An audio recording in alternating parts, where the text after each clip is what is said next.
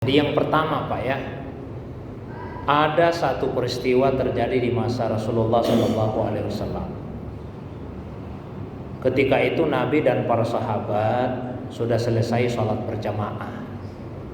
Tiba-tiba ada satu orang sahabat yang masuk ke dalam masjid, ingin salat sendirian.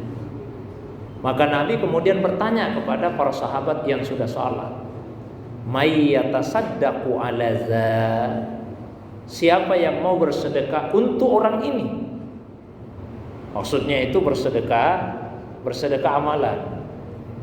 Berdiri lagi salat untuk menemani satu orang tadi.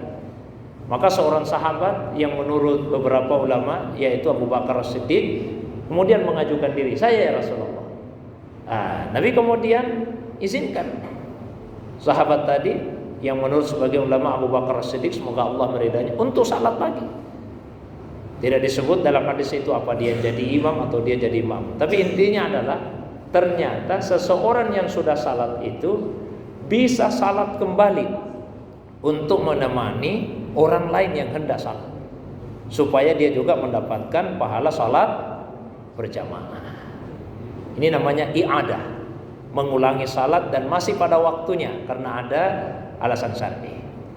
Pernah juga Pak Nabi itu di satu masjid Khaif, selesai sholat bersama dengan sahabat, ada dua orang tidak ikut sholat. Nabi tanya, "Kalian berdua orang Islam ya Rasulullah. Falima la tusalliyat?" Terus kenapa kalian tidak sholat bersama kami?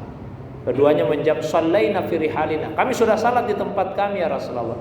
Kata Nabi, lain kali sekalipun sudah salat, kalau menemukan sekelompokan sementara salat, ikut lagi salat bersama mereka. Salatmu yang kedua itu menjadi sunnah.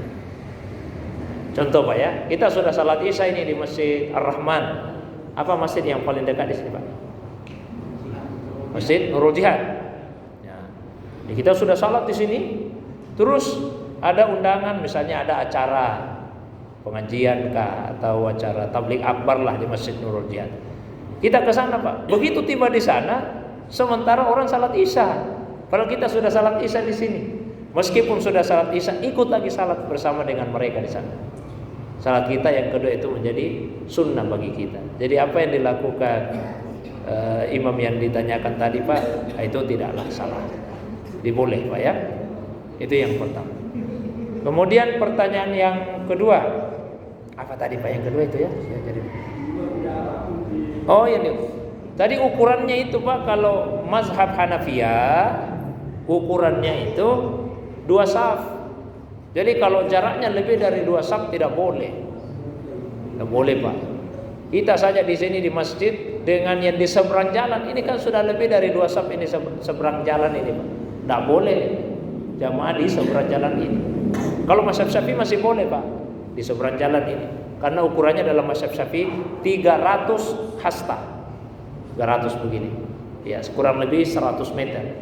Jadi saf pertama di luar masjid itu jaraknya kurang lebih 100 meter dari saf terakhir di dalam masjid. Jadi kalau misalnya di Makkah itu jaraknya kurang lebih 100 meter dari dalam. Itu saja halamannya Masjidil Haram itu udah jauh sekali itu jaraknya. Apalagi kalau salatnya di hotel-hotel yang jauh. Mungkin tadi ikut pendapat mazhab Malikiyah dan Hanabilah yang mengatakan asal suara imam masih kedengaran. Tapi kalau pendapat ini yang diambil sekarang sangat relatif Pak, karena loudspeaker sekarang keras-keras suaranya.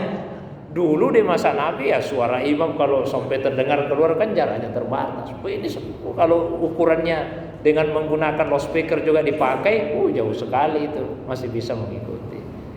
Saya pribadi lebih cenderung pada mazhab Syafi'i yang paling tidak ukurannya 100 meter. Mungkin itu Pak. Wallahu a'lam bishawab.